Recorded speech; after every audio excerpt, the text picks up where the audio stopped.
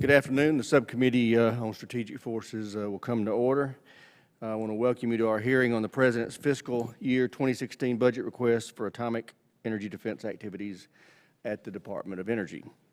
I want to thank our witnesses for being here today. We know how much work goes into preparing for these hearings, and we thank you for putting that time and energy into this endeavor. I want to welcome our guests. We have Lieutenant General Frank Klotz, Administrator, National Security Administration, National Nuclear Security, a little difference. Mark Whitney, Principal Deputy Assistant Secretary for Environmental Management, U.S. Department of Energy, and Ms. Jessie Hill Robertson, Vice Chairman, Defense Nuclear Facilities Safety Board.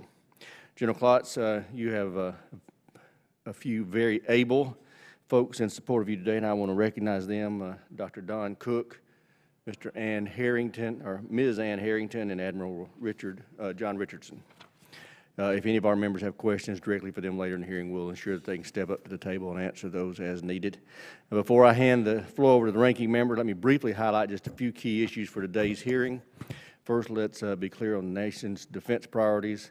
Last November, then Secretary of Defense Chuck Hagel said this, quote, "Our nuclear deterrent plays a critical role in assuring U.S. national security, and its DoD and it is DoD's highest priority mission. No other capability we have is more important." Close quote. This is the correct priority, but we must remember that fulfilling the nuclear deterrence mission is the shared responsibility of both DoD and DOE. It is the people, programs, and infrastructure in NNSA's nuclear enterprise that provides our nation with that deterrent. The subcommittee will take a detailed look at NNSA's budget request and scrub it hard to ensure it's meeting the military's priorities. In the fiscal environment we are facing, we must prioritize the core mission of the agency while finding efficiencies that can be directly applied to that mission. This is a strong budget request for NNSA, but I fear it may have only kicked the hardest choices over to Congress. And we must hear from our witnesses about how devastating sequestration or Budget Control Act funding levels would be on DOE's defense programs in both NNSA and environmental management.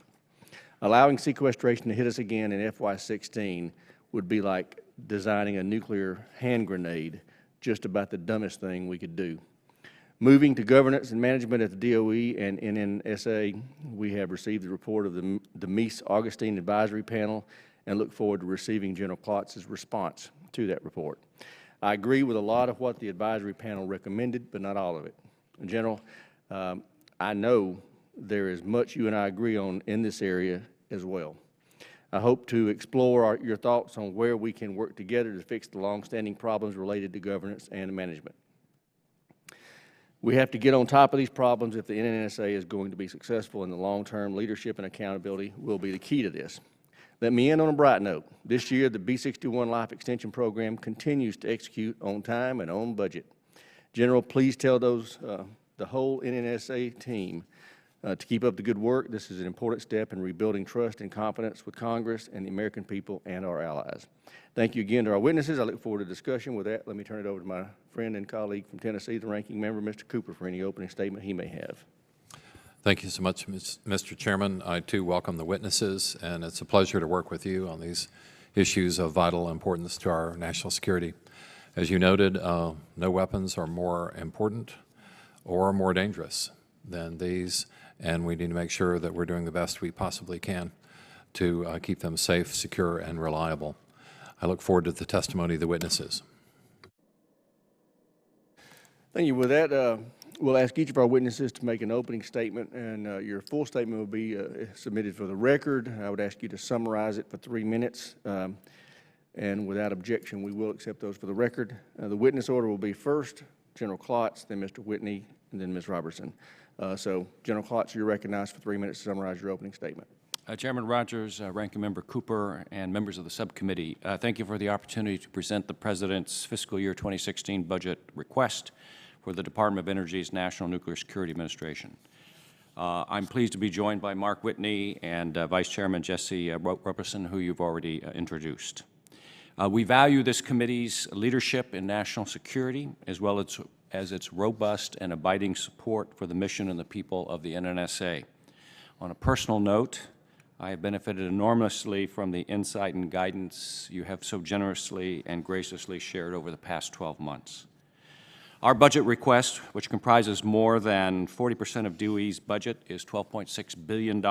This is an increase of $1.2 billion, or 10.2% over the FY15 enacted level.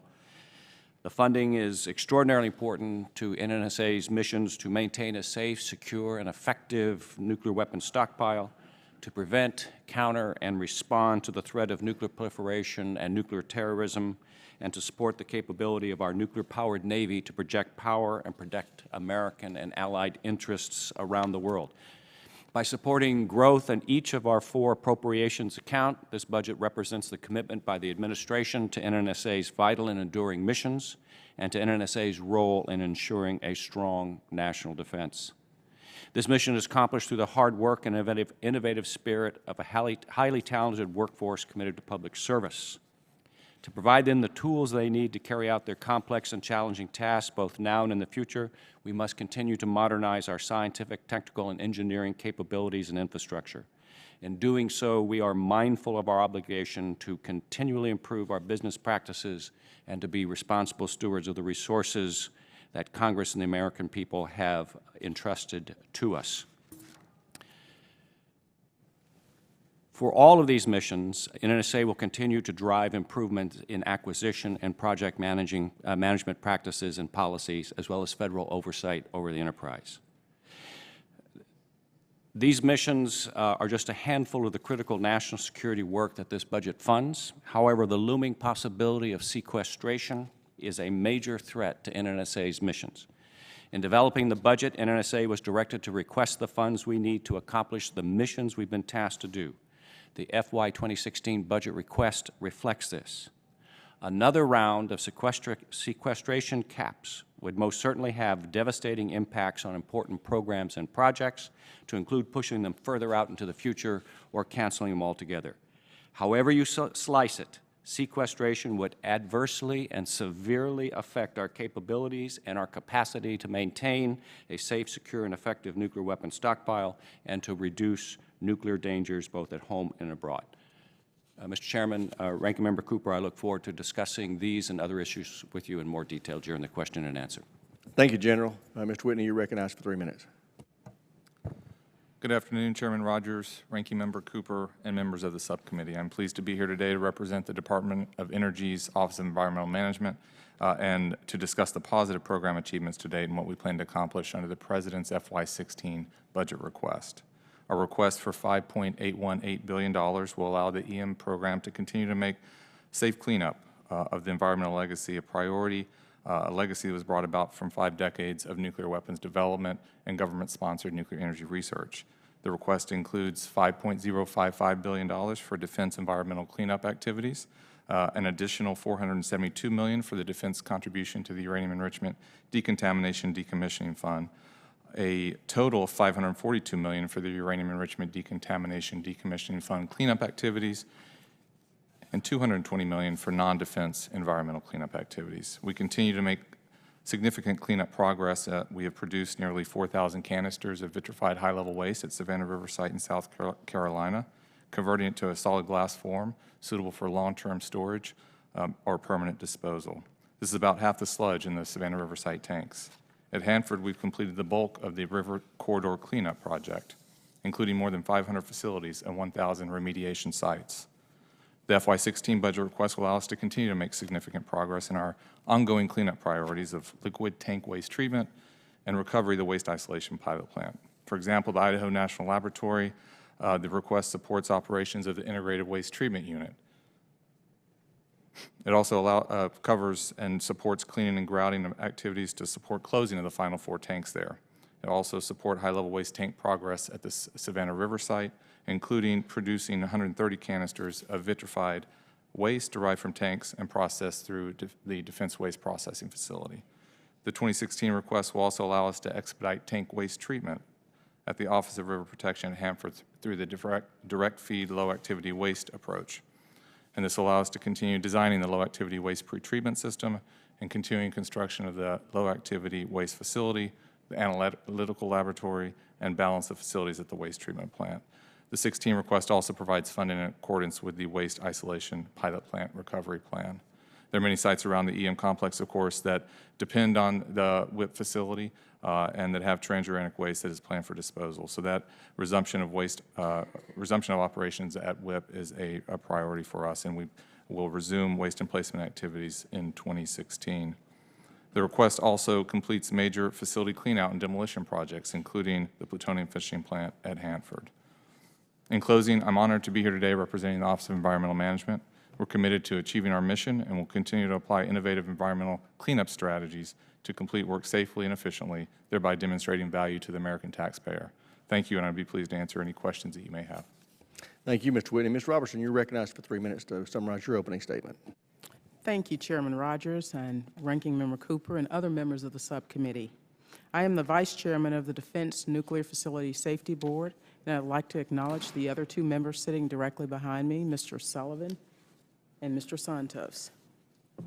Last year's radioactive release at the Waste Isolation Pilot Plant demonstrated the significant impact likely to result from a radiological incident at any DOE defense nuclear facility. Waste disposal operations have already been shut down for over 13 months. This has impacted cleanup activities across DOE's entire defense nuclear complex and illustrates that even activities judged to be relatively low risk can still have major safety consequences and large impacts on DOE's ability to accomplish its mission when radioactive materials are involved. The Board is the only agency that provides independent safety oversight of DOE's defense nuclear facilities. The Board's budget is devoted to maintaining and supporting an expert staff of engineers and scientists, nearly all of whom have advanced technical degrees, to support us in accomplishing our highly specialized work. The President's budget request for fiscal year 2016 includes $29.15 million in new budget authority for the Board. It will support a planned staff of 125 personnel. This level of staffing is needed to provide sufficient independent safety oversight of DOE's defense nuclear complex, given the pace and scope of DOE's activities. The Board provides safety oversight of a multitude of operations critical to national defense. These operations include assembly and disassembly of nuclear weapons, fabrication of plutonium pits and weapons components, production and recycling of tritium, nuclear criticality experiments, subcritical experiments, and a host of activities to address the radioactive legacy resulting from 70 years of nuclear weapons operations. The Board supports and closely oversees DOE and NNSA's efforts to develop new defense nuclear facilities that integrate safety into their design at the very earliest stages. The delays in NNSA's programs to modernize its uranium and plutonium capabilities require the Board to provide continued safety oversight of ongoing defense programs work in aging nuclear facilities that do not meet modern safety standards. Given the age and condition of many of DOE's defense nuclear facilities, the Board is placing particular emphasis on emergency preparedness and accident response capabilities across the complex. Let me add in closing that the Board and DOE together have built a constructive working relationship. All Board members, myself, Mr. Sullivan, and Mr. Santos, understand that a safe nuclear security enterprise is our priority. That concludes my statement, and thank you. I thank you. I thank you all for those opening statements. Start questioning now. I recognize myself for the first round of questions. General Klotz, you have a unique perspective to offer as committee on an issue we focused on for some time, governance and management at DOE and NNSA. As the first commander of the Air Force Global Strike Command, you were one of NNSA's primary customers for nuclear weapons work, and now as administrator, you are in charge of the NSA. Given your background and experience, I fear that if you can't fix these problems, nobody can. And let me be clear, I firmly believe that NNSA is getting NNSA's governance and management on track for the long term must be one of your core duties. You owe us a report right now on your views of the Meese-Augustine Advisory Panel's recommendations. As I said in my opening remarks, I agree with a lot of their recommendations, but certainly not all of them. So, Tammy, what are your views that you can share with us today on that, what that report's going to tell us? Thank you, Chairman. And let me say that I take your charge very seriously, that the governance and management of NNSA is indeed our top one of our top priorities as we move forward. As far as the Augustine Meese panel is concerned, we have stated publicly that we appreciate the hard and long work that the members of the panel put in giving some very thoughtful consideration to the issues that face NNSA and the entire nuclear security enterprise in terms of its governance and its management. And we appreciate the counsel that they have given in terms of their recommendations. As we look across the broad 19 overarching recommendations and 63 sub-recommendations, we find, like you, we are in agreement with most of them.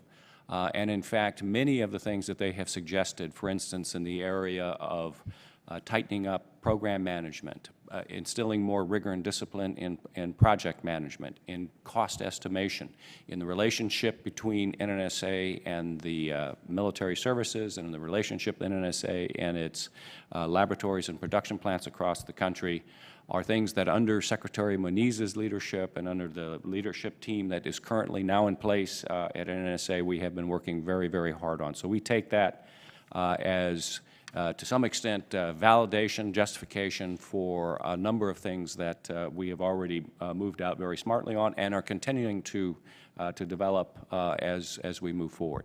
So I look forward to finishing off the report. I expect sometime in the next 3 to 4 weeks we'll be able to deliver it up here, and I look forward to the opportunity discussing the specific comments that we have in greater detail with you and other members of the committee. Great. Many of the Meese-Augustine recommendations align with similar efforts this committee has undertaken in the past, reducing transactional oversight, clarifying roles and responsibilities, and improving cost estimation and program management. Although we try to help, many of these problems are not fixable by Congress, but Congress can and will continue to provide guidance, direction, and momentum. So, General, how can this committee help you address those issues? Well, first of all, I think you've taken the first most important step, and that is to express your interest, your concern in the governance and management of the NNSA. It is so very important for those individuals, those men and women who work within our enterprise, to know that the senior leadership of this government, in both the executive branch and the legislative branch, understand the importance of the enduring mission which those people perform and care about its safe and successful execution. So again, as we come forward with this report, we'll have some specific specific comments on the recommendations in there that we can discuss with you in terms of way ahead. The third area I want to ask about is accountability. As a part of our effort to reform DOE and NNSA, we spent a lot of time in this committee seeking accountability for major failures. The break-in at Y-12, the stunning failure of design and oversight with the UPF that wasted at least $500 million of taxpayers' money, and the decades of wasted effort with CMRR. The list is long. General, these failures were before your time as administrator, but are you aware that not a single federal official was terminated after these disasters? Several retired and were moved to other jobs, but not one was fired. So, General Klotz, can you assure this committee that you will hold both federal employees and contractors fully accountable for failures of this magnitude? This committee would like to see a message sent. Yes, sir, we will. And I think one of the things that we have worked very hard on is to restore good order, discipline, and a rigorous approach to both security and to program and project management in the past several months. And we're beginning to see some of the results of our effort in that way. And we will not shrink from holding either federal officials or the M&O contractors accountable for their performance, in both when they do well, to recognize that and to congratulate them, as you already have in your opening statement. By the same token, when they fall short of our standards, to make sure that we communicate to them to that. I think if a review of the most recent cycle of fee determination shows that we will take tough action when what we expect from our people and our M&O contractors do not meet our expectations. Great. I thank you, and I will now recognize the ranking member for any questions he may have. Thank you, Mr. Chairman. Continuing the chairman's theme, let's talk about the WIP disaster. Hundreds of millions of dollars to remediate, a year or more of delays, ripples throughout the entire nuclear establishment. Who has been held accountable in the WIP disaster? Thank you, Congressman Cooper. Yes, and as the general pointed out, you know, a lot of times the accountability is not as visible. Sometimes it's very visible, but we are very focused on holding our folks accountable. The general pointed out the fee determinations, and I think you will see with one of the parties that responsible for the WIP incident, they were held accountable in that fee determination area. We are very focused on recovering the operations and resuming operations of that facility. Sir, as you pointed out, it's critical to the cleanup program. We are making significant progress. Under fairly difficult circumstances, the team there at WIP, both the federal side and the contractors, have done a significant amount of work, and we are focused on resuming operations in 2016. So sometime in the calendar year of 2016, we will see a resumption? Yes, sir. We issued a recovery plan in September 30th of this past year, and it calls for us to resume operations by the end of the first quarter of calendar year 2016, and that is currently our plan. There are a few things that will be coming out fairly soon, and that's the technical assessment team report on what exactly happened, looking at the drum where we had the incident, as well as the Accident Investigation Board final report. There will be corrective actions that will come out of that. The Secretary has stated that our goal is the end of March 2016 for resuming operations, but we'll only do so when we're confident that it is safe to do so. So we're focused on that, but we still have the end of March 2016 as our goal. Yes, sir. Well, if that's the timeline, how much is it estimated to cost? The cost, we don't know exactly how much the cost will be because a lot of it will depend on the permanent ventilation system and exhaust shaft. We have begun to request that money, as you know. Right now, the range for that project, because of the stage of the project, it's pre-critical decision 1, and so we are going through the alternatives analysis. As we further narrow the design down, we'll get a better sense of the total cost. But that right now, the range for that project is $77 million to $309 million. I think later this year we'll have a better estimate of the cost of that project, and that'll really be the large portion of WIP recovery costs. And this will all be overseen by Ms. Robertson and the Defense Nuclear Safety Board? Yes, sir, Mr. Cooper. We are providing oversight to the project, and we, too, have looked at, I mean, we're just over 100 people, so we tend to prioritize, but we have placed additional emphasis on our oversight investment for this project. So back to Mr. Whitney, if the price tag's between $70 million and $300 million, how much is the contractor going to be held responsible for? The contractor also has a fee determination very soon, and so we'll be looking at this, of course. There have been a couple of actions that we've already taken with respect to the contract and the fee called conditional payment of fee actions, which have reduced the amount that they're able to earn significantly. I believe within the next several weeks, the final fee determination will be made and made public. So then that will be publicly available, that information? Yes, sir. General Klotz, you seem to be doing a good job running alphabet soup of an agency. There are many challenges, but as Chairman Rogers said, that if anybody can do it, you're supposed to be the man. We appreciate when you bring in projects on time and under budget. That's great. I know you have a lot on your plate, both with life extension programs and with construction projects. So we on this committee want to help you with the full range of your responsibilities, including your non-proliferation duties. And the management change that you made to include counterterrorism in that you are assured that that will give us better ability to deter anyone who might be thinking of a nuclear incident in this country, and better opportunity to not only prevent that from happening, but to identify the wrongdoers and take prompt action to protect the American people? Yes, sir. The change that we made was, in a sense, how we view the problem of dealing with nuclear proliferation and nuclear terrorism, both at home and abroad, in a very, very general sense. You mentioned alphabet soup. Up until we made this change, we had a lot of different programs that were created in the aftermath of the fall of the Soviet Union, and the work that we did there under the Nunn-Lugar initiatives and other cooperative threat reduction activities.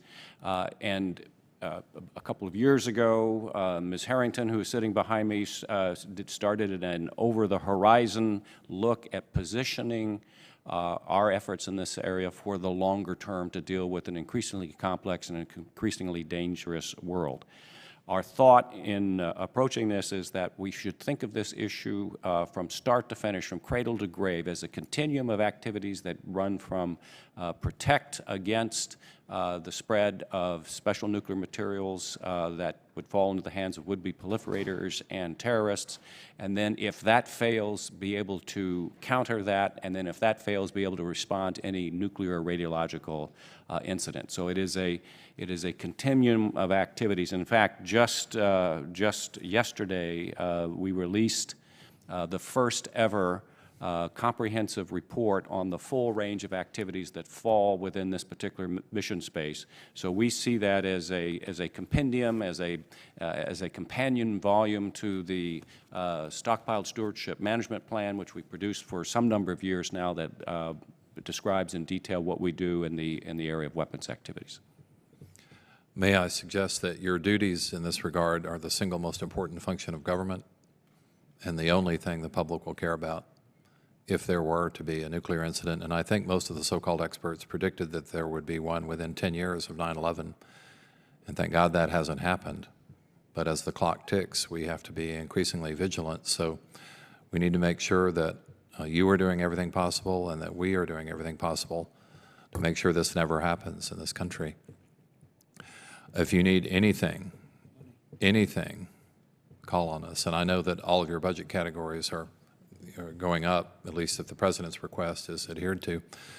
And I could not agree with you more that we need to get rid of sequestration. But this has got to be job one for the country. I see that Admiral Richardson is behind you. I don't want to stop my questioning without noting that Naval Reactors over many years seems to have done an exceptional job of keeping up with its duties. So I hope that your fine example will spread. If you do have dirty laundry, at least you've kept it more hidden than the other services. I hope it's just a lack of dirty laundry. But no, the tradition that Naval Reactors seems to have had is a truly remarkable one, so hope you can continue that. I have no more questions at this time, Mr. Chairman. Thank the ranking member. Chair, I recognize the gentleman from Oklahoma, Mr. Bridenstine, for 5 minutes. Thank you, Mr. Chairman, and thank you for the distinguished panel being here today and testifying. General, I think it was last year we got a report from Secretary of Defense Hagel indicating that our requirements for our nuclear capacity was 50 to 80 plutonium pits per year. Is that still the requirement? That is the objective which we are working for as part of a comprehensive plutonium strategy. Many, many years ago, when we had the facility at Rocky Flats in California, we had the ability to produce thousands of nuclear weapon pits each year. Of course, that was the height of the Cold War, when our stockpile was much, much larger than it is today. That facility was shut down, we moved or tried to demonstrate the ability to develop pits, manufacture pits, fabricate pits at Los Alamos National Laboratory in New Mexico. And we're going through a sustained process of recreating the ability to produce a smaller number of pits per year, ultimately up to 50 to 80 per year, in order to support life extension programs that we see coming in the 2020 to 2030 timeframe as we move there. So just, is the administration's policy 50 to 80 pits? That is what the Department of Defense and the Department of Energy have agreed through the Nuclear Weapons Council, which passes judgment on these issues. In the FY15 NDAA signed by the President, Section 3112 included a sense of Congress that, quote, timeliness for creating certain capacities for production of plutonium pits and other nuclear weapons components must be driven by the requirements to hedge against technical and geopolitical risk and not solely by the needs of life extension programs. Do you agree with that? I agree with that. Okay. The administration has, since 2010, the 2010 Nuclear Posture Review, articulated a policy that it wants to develop a, quote, responsive nuclear infrastructure. Can you share with us what that means? Well, in fact, sir, what we were just talking about is a good example of a responsive infrastructure. If you have the capability to fabricate pits, if you have the capability to fabricate other nuclear and non-nuclear components in a modern, efficient, and agile production system, then you can adjust what your requirements are to deal with any technical challenges that may arise through the aging of a particular warhead or any significant changes in the political military environment. Do you believe we currently have a responsive nuclear posture? We're pretty agile and we're pretty flexible, but we could be certainly more so. The life extension program for the W-80 nuclear warhead for the long-range standoff cruise missile is accelerated by 2 years in this year's budget request, which is a good thing. It now aligns with NNSA's program with the statutory requirement in the FY15 NDAA that you produce the first warhead in this program by 2025. Where does the W-80 warhead and the larger LRSO missile rank in the Nuclear Weapons Council's priority list? It's right up there. It's one of the life extension programs we're going with. I wouldn't rank it any higher or any lower. It is a top priority. Will it happen in FY15? I guess, will you commit that in FY15, FY16, we'll see movements for the next steps in this program? We've already had some fairly significant movements in the W-80, we call it the W-80-4 life extension program, which will be the warhead that the Nuclear Weapons Council agreed would be the one we would field with the Air Force's long-range standoff capability. We're moving towards 6-2 in July 1. So later this year, we'll take the next step in that process. So this is something which we take very, very seriously. What would be the impact if Congress significantly cut this program or cancel it altogether? Well, it's a very good question, and thank you for asking it. I think it goes without saying that any significant cuts to this particular program or a general sequestration across the board would adversely affect all of our programs in one way or the other. Now, whether it would, if you had a general cut, we would have to engage in discussions with the Department of Defense. As the chairman said in his open statement, they essentially, are the customers for what we deliver in the way of a warhead. So we would want to make sure that we were synced up with whatever adjustments they had to make for delivery systems. It would not make sense for us to deliver a warhead if there wasn't a delivery system ready for it, and vice versa. So that would be something that we would have to work out collaboratively through the Nuclear Weapons Council process. Well, let's hope that doesn't happen. I'll yield back. Thank the gentleman. Chair now recognizes the gentleman from California, Mr. Gary Mindy, for 5 minutes. Thank you, Mr. Chairman and gentlemen. Thank you for your work. Just to continue following up on the previous questions, it looks like we're somewhere north of $17 billion for the W-80-4 nuclear warhead LEAP program and the cruise missile that goes with it. You've accelerated just this discussion, but I think incomplete answer. Why was the 2-year acceleration required? The acceleration, the 2-year, moving it up 2 years from 2027 to 2025 for the first production unit was taken largely at the request of the Department of Defense, U.S. Strategic Command, and the Air Force for an early delivery of the capability which the long-range standoff system represents. As Admiral Haney, the commander of U.S. Strategic Command, has said in open testimony, basically it reflects two concerns. One is the increasing sophistication of air defenses around the world, and the second is some concerns about the aging of the missile that is the current air-launched cruise missile. So they felt it was prudent from a military requirements point of view to move that up. And we support them on that, and in fact, perhaps more detailed than is needed, but it actually fits in very, very nicely with our work schedule, and it will allow us to have a sort of a smoother approach to how we do the life extension programs over an extended period of time. Okay, not okay, but thank you for the information. We were talking about responsive infrastructure before, 50 to 80 pits required, and at what cost?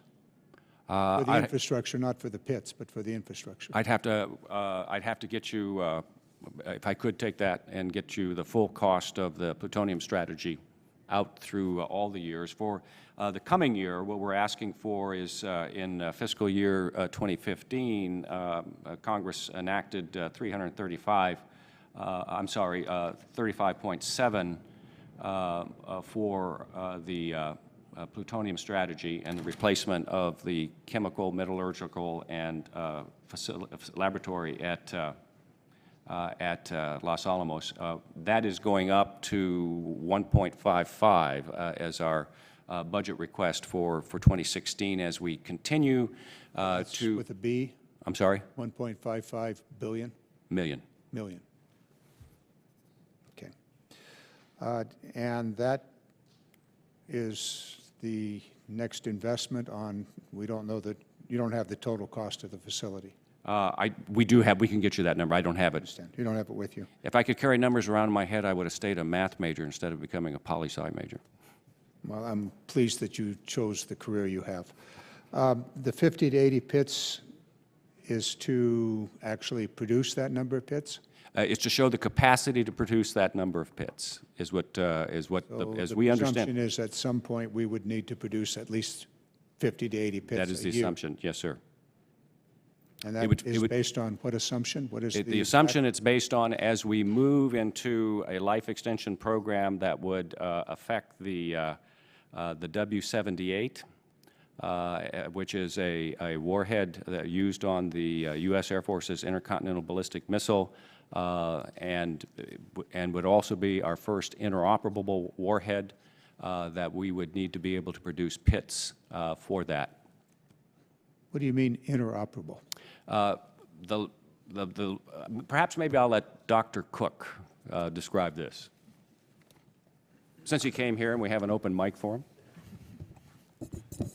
Happy to do that.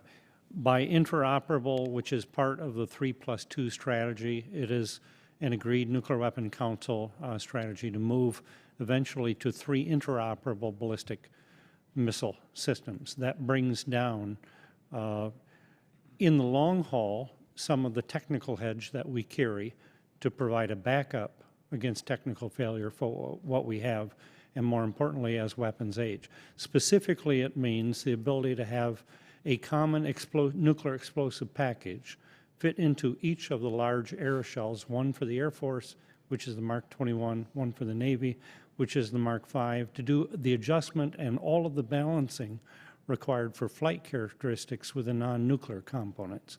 And we've pursued this year after year.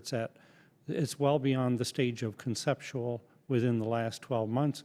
We believe that we've proven to the best extent on paper that this is possible, and now we'll begin maturing the technologies in order to resume the schedule. As the administrator said, there was a 5-year delay in IW1 in other testimony, and some money is shown in the fiscal 20-year budget to resume that work.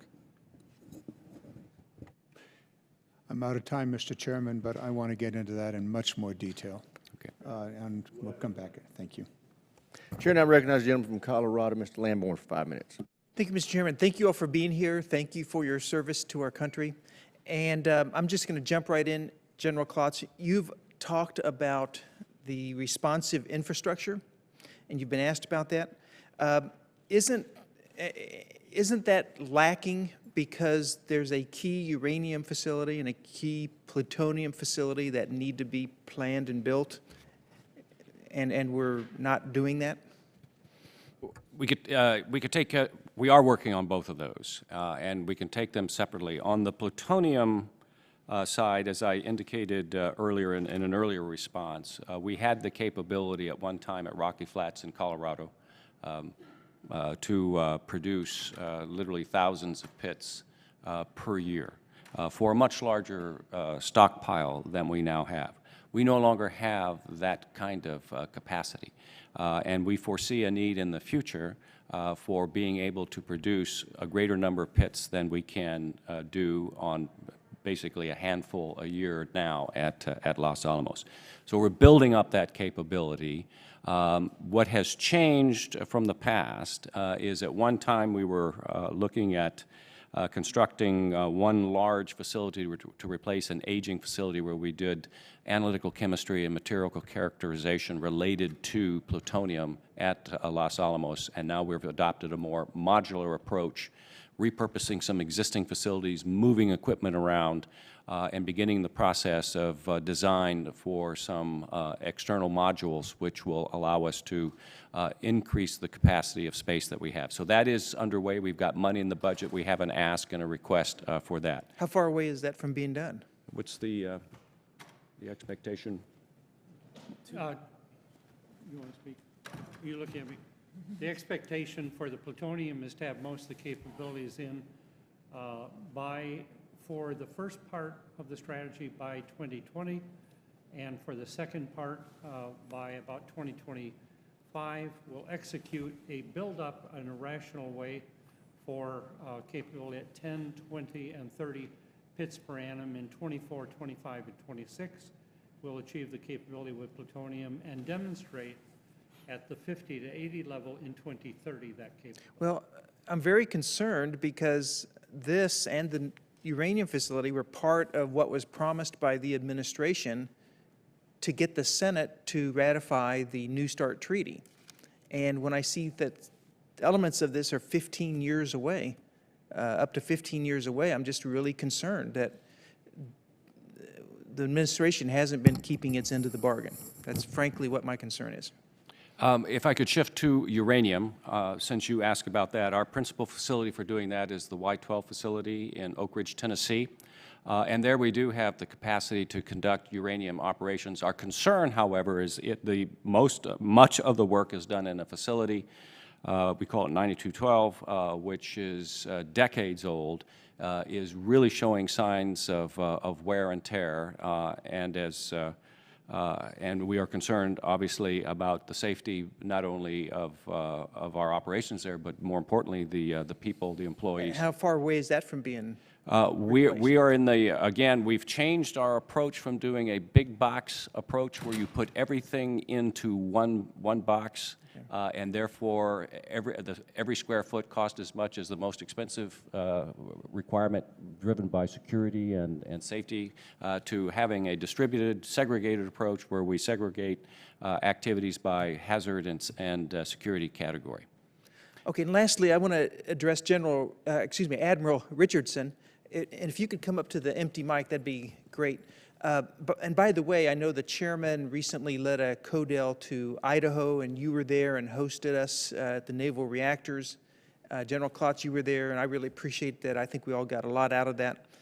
And since that visit, I've gone to a local firm in my district, Cogitic. A couple of brothers are getting there, getting a business. It's amazingly capable in producing parts for nuclear submarines, like the valves, the ball valves, and things like that. So it's just amazing all that goes into the nuclear enterprise from start to finish. But real quick, oh gosh, I've run out of time. Okay, I'll just have some questions, and thank you, Mr. Chairman. I have to run to the floor on what they're discussing right now. But my question is this: on low enriched uranium, there are some who talk about, well, that can be used as a substitute for highly enriched uranium. Is there really any promising future to a military capability for low enriched uranium? Sir, thank you very much for your kind words, and thank you for the question. We do produce a report to Congress about the feasibility of using low enriched uranium. I have a copy of that report here, which I submitted in January of 2014. And with the current state of technology right now, if we were to substitute low enriched uranium, it would only be even technically considered for an aircraft carrier application. And because of the reduced energy in the low enriched uranium, with the current technology, we would introduce another refueling event in the life of that carrier. That refueling event would come at a cost of about $1 billion and would remove that carrier from being at sea while it comes into the shipyard to do that refueling operation as well. We have done some recent exploratory work, and the potential exists that we could develop an advanced fuel system that might increase uranium loading and make low enriched uranium possible, while still meeting some very rigorous performance requirements for naval reactors on nuclear-powered warships. By no means is success assured by that. Admiral, I'm going to have to run, but do you see a current military benefit to using low enriched uranium today? From a pure military standpoint, no, sir. Okay, thank you very much. Thank you all for being here and for your service.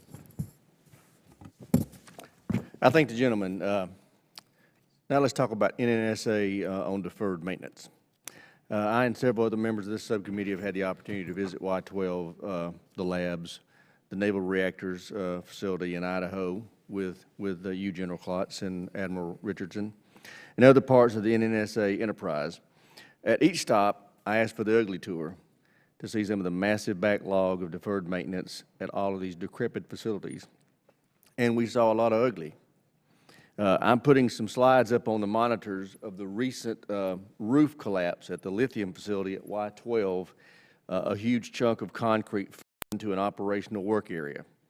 We're lucky no one was hurt or killed. We've also got some pictures from Pantex, which has many areas in equally as bad shape. Because all of these places are inside secure facilities, I don't think the American people are aware of just how bad these buildings have gotten. We've got weeds growing up out of the floors of work areas at Pantex, $14 million diagnostic equipment covered with tarps because of the lab roof leaks, duct tape, which I like duct tape, don't get me wrong, duct tape and plastic round pipes carrying radioactive solutions. General, you and Secretary Moniz have sought to arrest the growth of the deferred maintenance backlog at NNSA. That's laudable, and I hope you'll have this committee's, I know you'll have this committee's full support. But you haven't requested enough money to actually reduce the backlog. What more could you be doing if provided additional funding?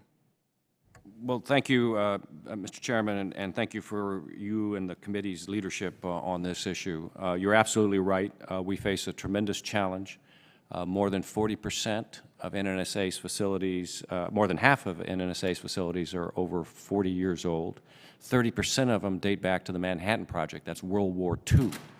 And our deferred maintenance figures have risen to nearly $3.7 billion, and without arresting that, would continue to grow. You rightly pointed out that Secretary Moniz has declared that we will arrest the rise of deferred maintenance across the entire DOE enterprise, not just in NNSA. We do have some success stories in the past a couple of years. This past year, 2014, we moved into a brand new facility at Kansas City, moving out of a World War II era factory, aircraft engine factory, into a brand new state-of-the-art facility, which we attained through a lease with the General Services Administration, GSA, with a private developer.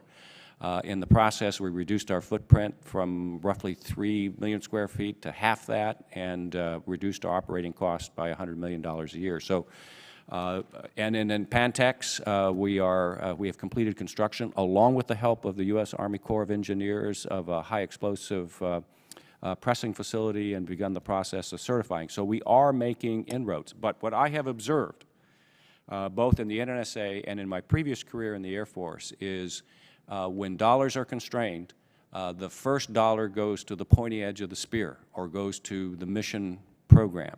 The next dollar goes for the next mission of priority. And it's only after you've been able to expense those particular requirements do we pay attention to the infrastructure. Well, quite frankly, we have deferred that too long.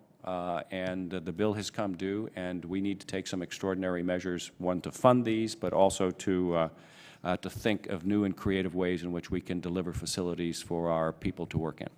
Do you offhand have a total number it would take to remedy these deferred maintenance issues?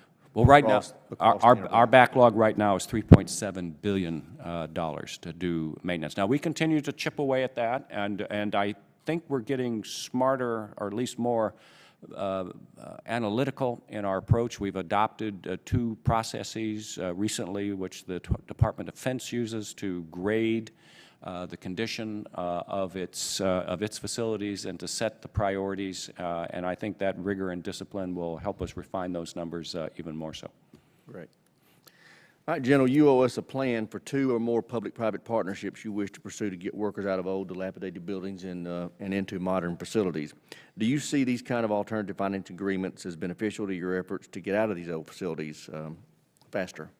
We do, and as I said, we've had several successes. 2 facilities at Y-12 at Oak Ridge were built in that way. The Kansas City plant has been built in that way, and we'll be bringing some additional ideas to you of ways in which we can get people out of facilities, particularly the one in Pantex, into modern, more efficient buildings. This is important not only for conduct of operations. It's also extraordinarily important, in my view, for the recruitment and retention of the highest caliber people out of our technical schools and out of our graduate schools. Because given the opportunity to go work in a facility which would use their scientific, technical, and engineering skills that's brand new and modern, like many high-tech firms are able to offer, or something that is, as you described it, dilapidated, it's a tough sell for recruiting and retaining people into this enterprise. Yeah, I have been to those facilities, and I've shared this with you, and I shared it with the panel and the guests here. These people that we have working are very well educated. They have options. And first of all, I'm amazed that we're able to. And it says a lot about their patriotism and their belief in how important their work is, that they suffer these intolerable conditions. When you see somebody with these educational credentials working in some of the circumstances we just put up on the board, it's indefensible. Ms. Robertson, we'll talk to you about deferred maintenance. Yes, sir. What are the safety impacts of NNSA's deteriorating infrastructure and the $3.6 billion backlog of deferred maintenance you just heard General Klotz reference? And is all of this decrepit infrastructure becoming a safety hazard? Mr. Chairman, the consequences are, as I stated in my opening statement, the questionable reliability of safety controls and the health of your safety management programs. So we have really been focusing our oversight, both for NNSA and EM, because EM also has aging facilities too.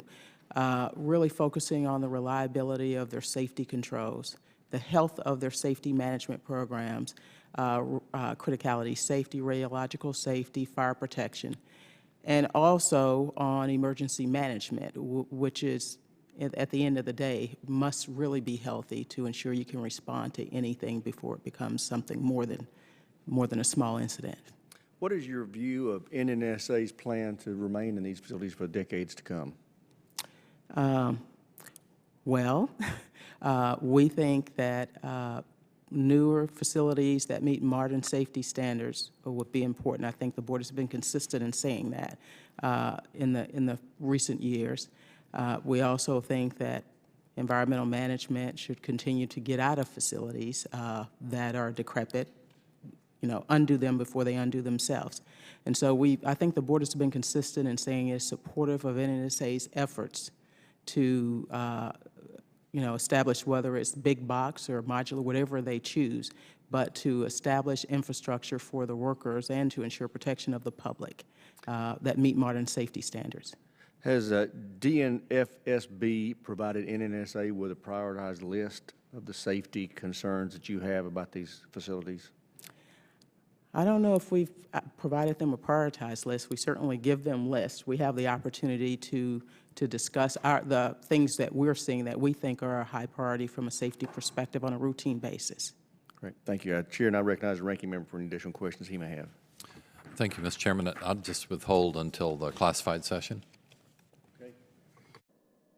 With that, we've just got a couple of items we need to discuss for the record in classified secure session with General Klotz. So with that, we will recess this for about 5 minutes to walk to the skiff, and then we will reconvene.